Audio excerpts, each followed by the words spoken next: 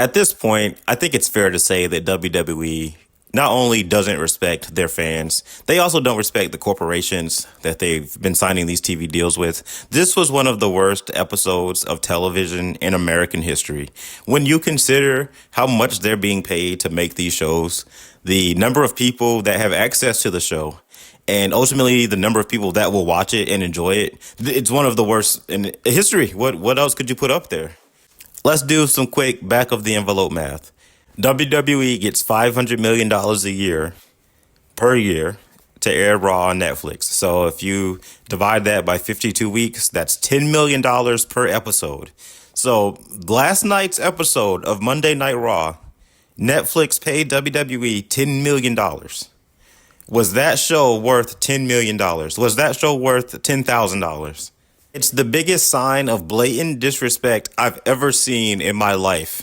Literally, I've never seen anything like this. Look at what they were advertising for this episode. CM Punk and Jey Uso face to face. Like we haven't seen this promo 50 times already on Raw this year. In the other variations of this feud. Face to face. Rusev and Penta for the IC title. That's all they do is feud over the IC title and never win it. That's all these guys do is fight in number one contender matches for the IC title. They'll win it or lose it and then lose the actual title match. Rinse and repeat the cycle. Nikki Bella versus Roxanne Perez. Did Nikki Bella beat the shit out of her husband? How is she in this company? I thought they didn't employ domestic abusers. I guarantee you she beat John Cena's ass, but he doesn't want to come forward. But he will in 20, 30 years. Watch, I'm telling you. Anyway, the show opens up. We get shots of people walking into the building. Literally the most anticlimactic thing you could see. There's no entertainment value in watching people walk inside of a building.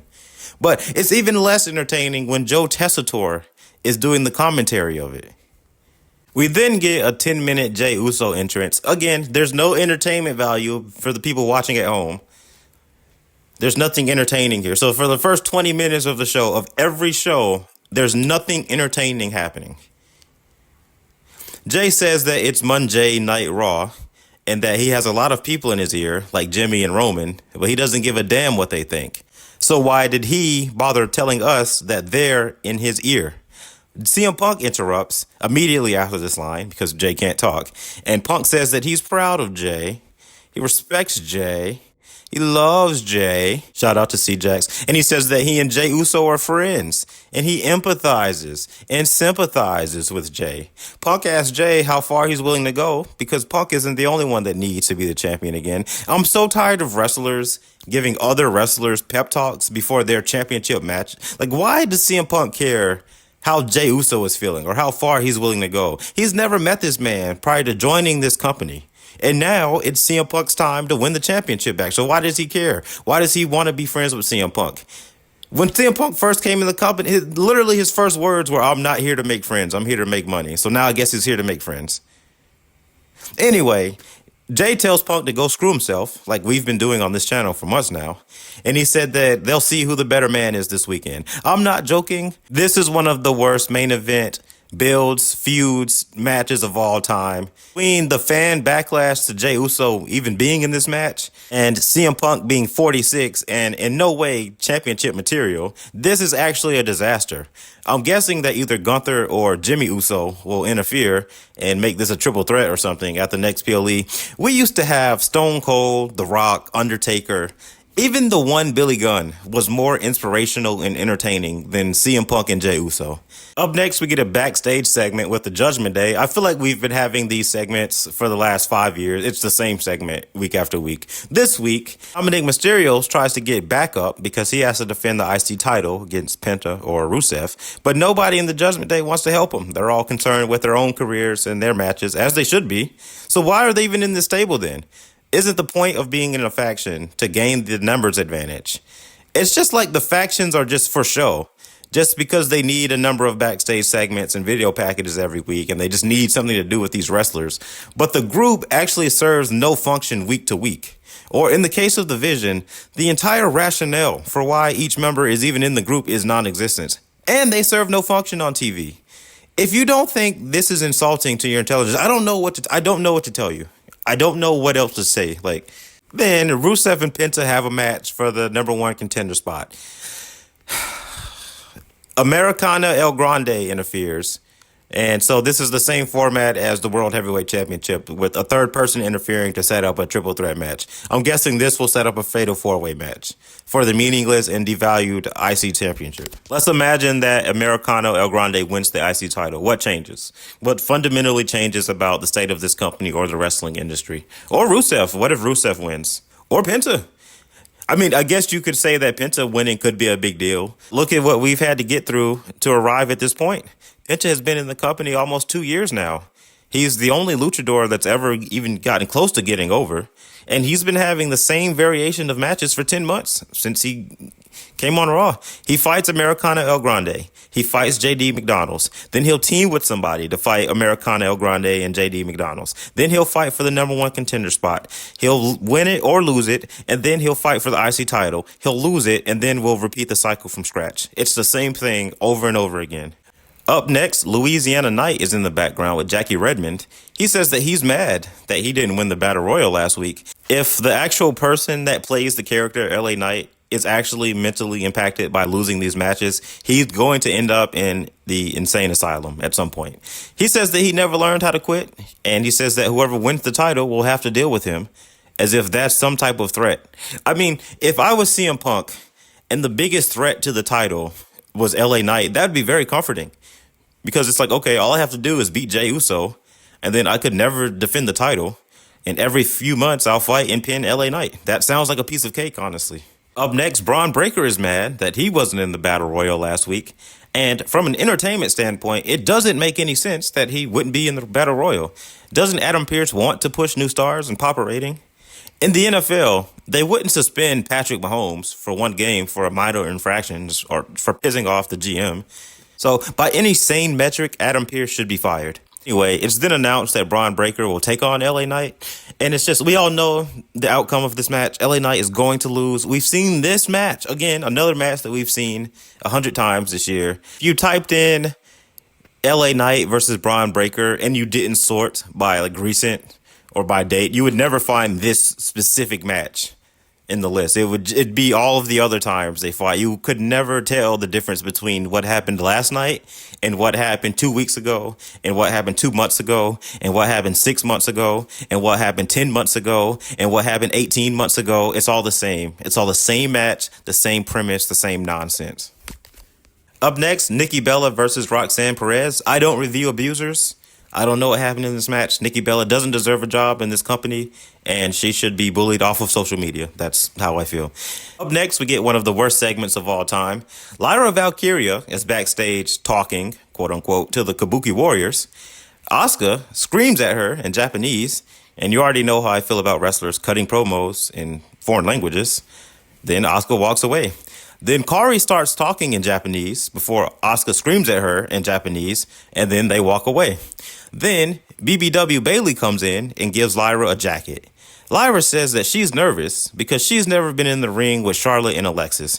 Now, imagine for a second The Rock or Stone Cold cutting a promo in 1999 before their match, and they say that they're nervous about fighting Chris Benoit because they've never fought him before. You couldn't even fathom that happening. That seems like an AI illusion, but it happened last night, and nobody batted an eyelash. Nobody cared. Nobody thought maybe wrestlers shouldn't be promoting their nerves. Like, literally, this is a promo. You're supposed to be hyping up the match and yourself as a wrestler. Why are you talking about how nervous you are to fight this? But it's complete and utter garbage. I'm starting to get mad.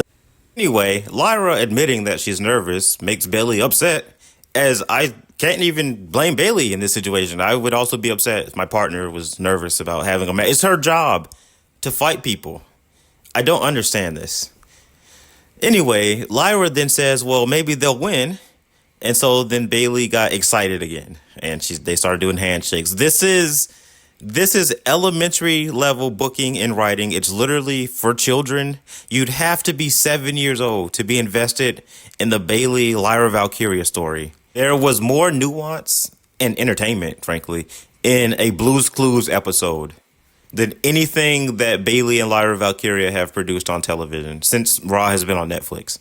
Still backstage, And Jimmy confronts Jey Uso. I don't understand why Jimmy is mad. What is Jey Uso supposed to do? Why is Jey supposed to look out for Jimmy in a winner-take-all battle royal? And in this case, it's not like Jey threw him out when there were 17 people still left. There were only 4 people left. And Jimmy was entangled with LA Knight. It would have been dumb to not throw them out. Why is Jimmy even upset? He should be happy that his brother is getting another title shot. That's how Jimmy has been presented in the first place, as just wanting to help his brother succeed. He has no reason to be upset. There's no rationale whatsoever for Jimmy Uso to be mad at Jey. This is like building a feud off of somebody that's mad because they were eliminated in the Royal Rumble. What is the other person supposed to do? The objective is to throw people out. Then we got Braun Breaker beating LA Knight with a spear. They didn't even bother beating LA Knight up after the match. I've never seen jobbers like LA Knight and Drew McIntyre before. Like, these guys are stuck in the main event. Usually, a jobber is stuck in the mid card or the lower card, but they're stuck in the main event. They've been jobbing to the same main eventers all year.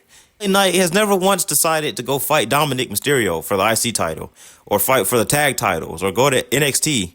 It's just like he fights for number 1 contender shots, loses, gets another number 1 contender shot for no reason. He'll win, and then he'll lose the championship match. Get another contender shot, lose. Get another contender shot, win. Repeat this. I've never seen anything like this in my life. He never slips past the main event.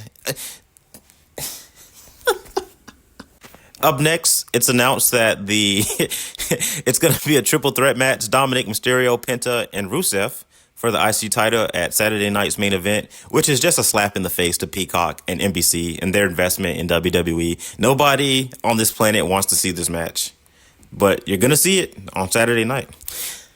Backstage again, we get another segment with Jey and Jimmy. This time, Jimmy says he loves Jey, and he knows that... Oh, I'm sorry, I got that wrong. No, Jimmy says that he loves Jey, and Jey says that he knows that Jimmy would have done the same thing last week. And Jimmy more or less agrees with him. So the Usos are back on the same page now. So that segment earlier, completely pointless. The only way this story will get interesting is if they say that Jey might be the father of Naomi's baby. Otherwise, this is one of the worst storylines of all time. Hands down. Up next, we get JD McDonald's versus Sheamus, and it literally makes my stomach hurt to think about having to sit through this match and watch it.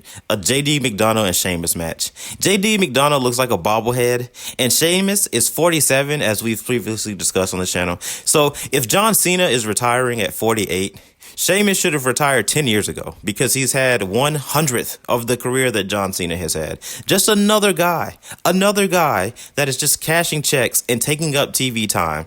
Although, to be fair, it's not like there would be somebody better on TV if Sheamus just retired. It would just be another 40 or 50-year-old. So there are about 1 trillion things in this universe that I care more about than the outcome of a Sheamus and JD McDonough match. So let's move on. Backstage again, Adam Pearce is with Maxine Dupree, and quite frankly, Maxine is the biggest star of the show. If this was 1998, Maxine would be all over the show. All of the wrestlers would be wanting her to manage them. There would be a tournament for the rights for Maxine's managerial services, but this is 2025, and this is Raw on Netflix, and everybody is neutered, and nobody has any balls or testosterone or sex drive, so he has to pretend that Maxine is not one of the most beautiful women in the world, but instead a totally serious wrestling competitor as she takes on Becky Lynch. Now, that being said, I would not mind a Maxine run and push. And finally, mercifully, we get one of the worst Raw main events of all time. Charlotte and Alexa Bliss versus Bayley and Lyra Valkyria. Let's think about this for a second. So over on SmackDown, where Charlotte and Alexa have been featured heavily, the show has been struggling to stay above 1 million viewers, which by any metric is a disaster, considering where SmackDown has been historically and where it looks like it's headed. So what sense does it make to bring an act from SmackDown, which is failing, over to Raw, which is also failing? If people didn't want to watch it on SmackDown, why would they want to watch it on Raw? Just because the color of the show is different? It's on a different day? Do they think that people that watch Raw don't watch or keep up with SmackDown, and that seeing Charlotte and Alexa will be a novelty? because, oh, they're on Raw this time and not SmackDown. At this point, all I can say is support your local indie promotion, please. Or start your own promotion. Do something. Don't watch Raw. Don't watch Saturday night's main event. Don't buy War Games. Don't go to the shows. We need a complete boycott on this. If entertainment providers think that they can get away with this, then our culture, the entertainment culture of America, is over. It's all over. We're going to be spoon-fed nonsense until we're being spoon-fed because we're old and we can't feed ourselves anymore. We have to take a stand. We have to let them know that this is not okay. This was the worst show of all time. I'm standing by that. And it's depressing, man. I want wrestling to be good. I want to enjoy these shows. Just kick back on Monday and have a good time. It's literally impossible to do that. There's no way to watch these shows and not get infuriated by the nonsense. So that's my time. I'll try to be better next time. You guys stay safe and be blessed. For more of the Crimson Brothers, follow the Crimson Wrestling Federation today. I'm commentator Havoc, the voice of the Crimson Wrestling Federation. And you can see the calls I've made in the Crimson Wrestling Federation, in the comic Crimson Wrestling Game, Story of Malice, in the description below. For more of the Crimson Brothers, follow the Crimson Wrestling Federation today. I'm commentator Havoc, the voice of the Crimson Wrestling Federation. And you can see the calls I've made in the Crimson Wrestling Federation, in the comic Crimson Wrestling Game, Story of Malice, in the description below.